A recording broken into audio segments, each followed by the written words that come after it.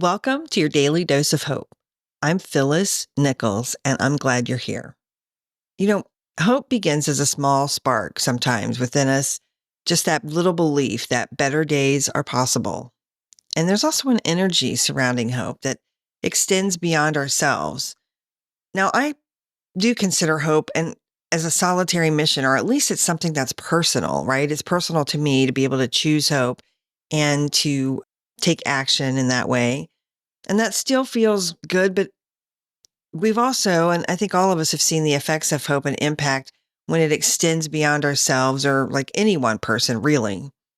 And so when we choose hope, especially in difficult times, we're not just changing our own outlook, we're creating sort of an energy that touches other people and helps others become hopeful as well.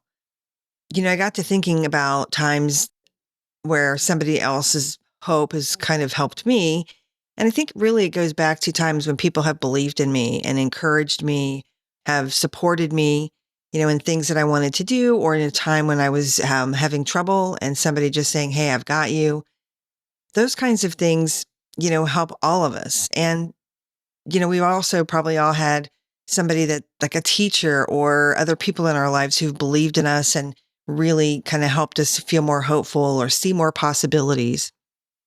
One of the other places where I feel like this energetic sort of version of hope shows up is in entire communities. We've seen people pull together after natural disasters and things like this, where, in communities of people of all beliefs and faiths and genders and ages and everything, right, come together as a collective, right, to help each other and, to help rebuild and find safety and all those kinds of things. So in that way, we know we have evidence that hope is contagious and that it transfers from person to person through our small acts of kindness and maybe even big actions in community.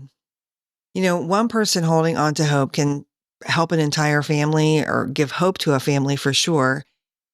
And I think the most powerful thing about hope's ripple effect is that it does continue after maybe the initial action or the initial moment when that energy leaves kind of you and hits or helps somebody else.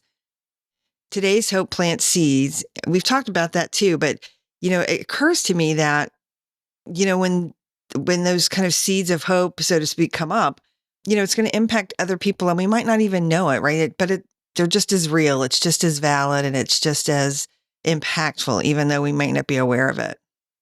In today's world, think things feel really fractured and sometimes it feels like there's a lot of divisiveness. And I still think in that kind of environment, hope still is one of our most sort of valuable resources or something that we can depend on, primarily because when we share hope, it doesn't diminish, right? When we're giving some hope to somebody else, it doesn't diminish our own hope. It actually grows when we share it.